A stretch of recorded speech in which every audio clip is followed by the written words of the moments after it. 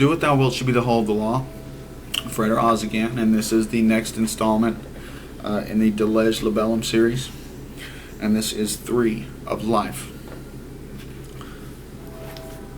Systole and diastole, these are the phases of all component things. Of such also is the life of man. Its curve arises from the latency of the fertilized ovum, say you, to a zenith whence it declines to the nullity of death. Rightly considered, this is not wholly truth.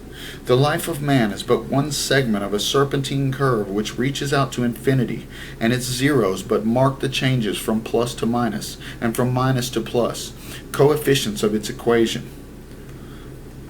It is for this cause, among many others, that wise men in old time chose the serpent as the hieroglyph of life.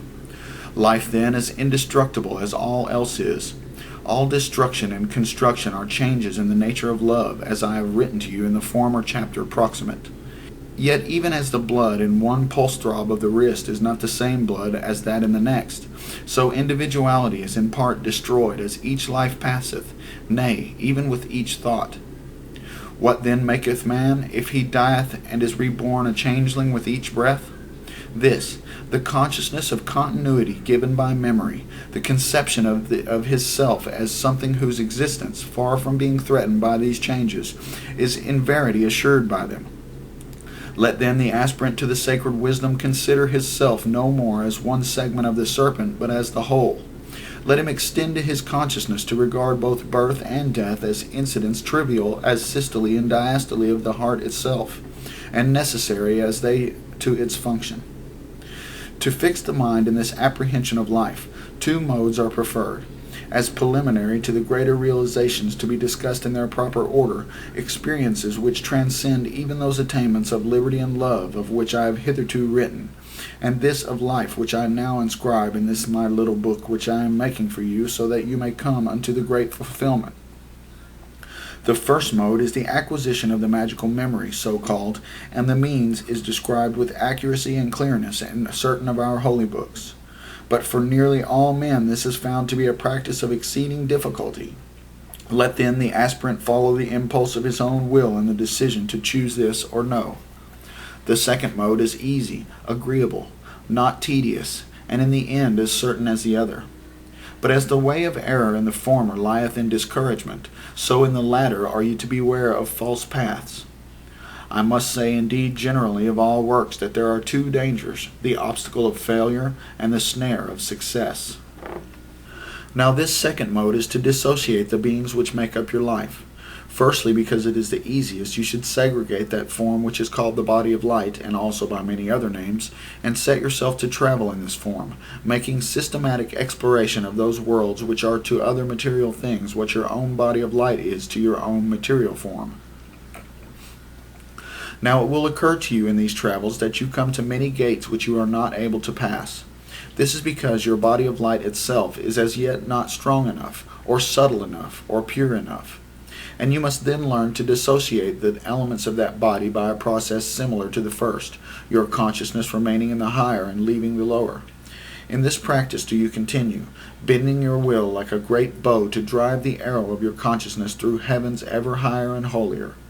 But the continuance in this way is itself of vital value. For it shall be that presently habit herself shall persuade you that the body which is born and dieth within so little a space as one cycle of Neptune in the zodiac is no essential of yourself. That the life of which you are become partaker, while itself subject to the law of action and reaction, ebb and flow, systole and diastole, is yet insensible to the afflictions of that life which you formerly held to be your sole bond with existence. And here you must resolve yourself to make the mightiest endeavors.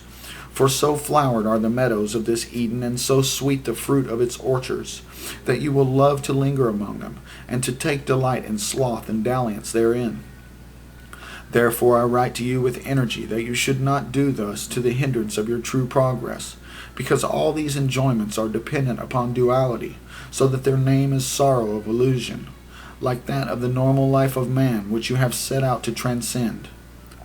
Be it according to your will, but learn this, that as it is written, they are only happy who have desired the unattainable. It is then best ultimately, if it be your will, to find alway your chiefest pleasure in love, that is, in conquest, and in death, that is, in surrender, as I have written to you already.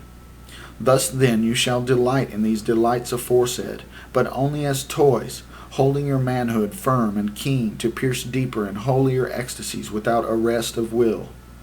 Furthermore, I would have you to know that in this practice pursued with ardor unquenchable is this especial grace, that you will come, as it were, by fortune into states which transcend the practice itself, being of the nature of those works of pure light of which I will write unto you in the chapter following after this. For there be certain gates which no being who is still conscious of individuality, that is, of the self and not self as opposites, may pass through.